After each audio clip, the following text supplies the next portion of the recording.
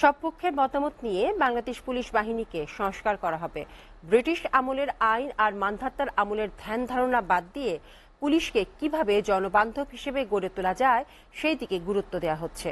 জুলাই বিদ্রোহে বাংলাদেশ পুলিশ যে ভূমিকায় অবতীর্ণ হয় তেমনটা যাতে ভবিষ্যতে আর কখনোই না ঘটে তা নিশ্চিতে সংস্কার জরুরি বলে মনে করছে বর্তমান অন্তর্বর্তীকালীন সরকার। আরও জানাচ্ছেন ইসমাইল সর্দার।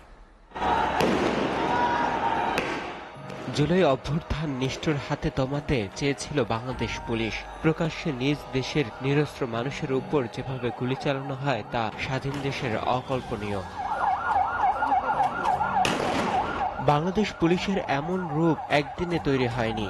বাহিনীতে দিনের পর দিন নানান অনিয়ম আর বেআইনি কাজকে এড়িয়ে গেছে বিগত আওয়ামী লীগ সরকার। ফুটপাতে চাঁদাবাজি থেকে শুরু করে হেফাজতে মৃত্যু, বিচারহীনতার চূড়ান্ত পর্যায়ে অবতীর্ণ হয় বাংলাদেশ পুলিশ।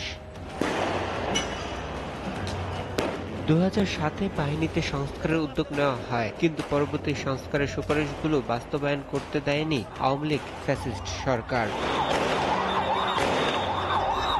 2,13,000 জনবলের এই বাহিনীতে গত 15 বছরে নিয়োগ পান 1,05,000 কনস্টেবল ও 11,000 এসআই। অভিযোগ আছে যাদের বড় অংশ নিয়োগ পেয়েছেন আওয়ামী লীগের রাজনৈতিক বিবেচনায়, যে কারণে জুলাই আন্দোলন দমাতে বেশ তৎপর ছিল মাঠ পর্যায়ে এই সদস্যরা। পুলিশের বর্বরতা যত বেড়েছে তেমনি বেড়েছে আন্দোলনের গতি, যে কারণে জনমানুষের ক্ষোভের শিকার হয়ে অনেক পুলিশ সদস্য আহত ও নিহত হয়। এরই মধ্যে বাহিনীতে পদোন্নতি পেয়েছে শতাধিক কর্মী, এসপি বদলি হয়েছে 50টি জেলায়, বিভিন্ন পদে হয়েছে রদবদল। আলোচনা আছে লঘু ও পোশাক বদলেরও, কিন্তু শুধু ব্যক্তির বদল আর বাহ্যিক পরিবর্তন নয়, পুলিশের পুরো কাঠামো পরিবর্তন চায় বাংলাদেশ।